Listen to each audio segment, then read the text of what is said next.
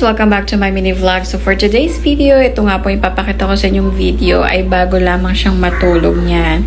So pagka ganyan kasi malapit-lapit na yan makatulog. Lalo na nakaisang nap lang siya for the whole day.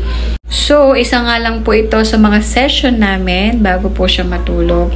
So, video ko siya niyan kasi nga nagsa-sounds like siya. Tinuturuan ko siya kung paano mag-meow.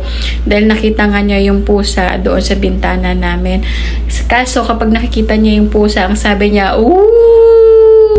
Ito, pakinggan niyo.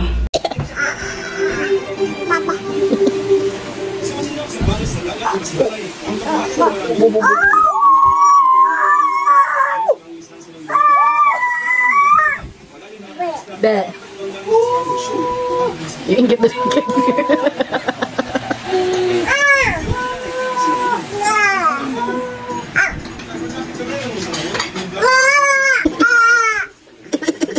Oh.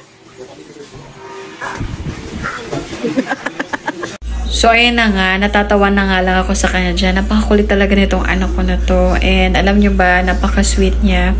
So, medyo nagiging emotional nga ako lately kasi nga, itong anak ko ay malapit na siyang mag 12 months this coming Friday.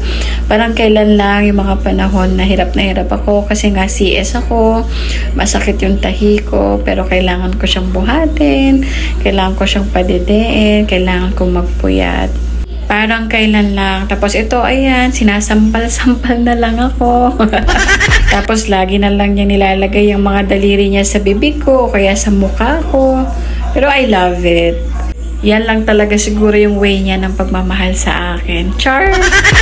At the age of 6 months, marunong na itong magsalita ng mama.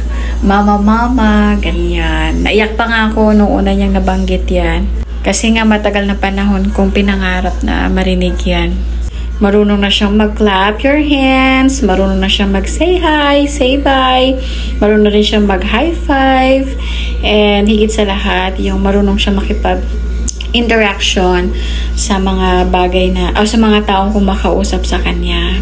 Marunong na siyang tumayo sa sarili niya. Siyempre, mayroon pa rin konting assistance doon sa kanyang crib. Meron kasi doon parang yung kaya niyang hilain niya para makatayo siya. So, kaya niya nang gawin yun mag-isa.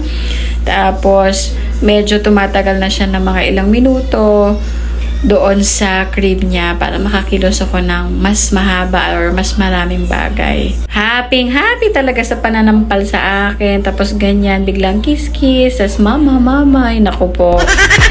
Tapos, napaka-sweet talaga nitong anak ko. Palagi na itong nakikipag-kiss sa akin. Pag sinabi mong kiss mama, ganyan lang. Walang sounds, pero he knows what kiss means. Tapos, gusto niya laging ihag ako. So, thank you very much for watching, mga friends. And I hope you like it. Ingat po lagi. Babu!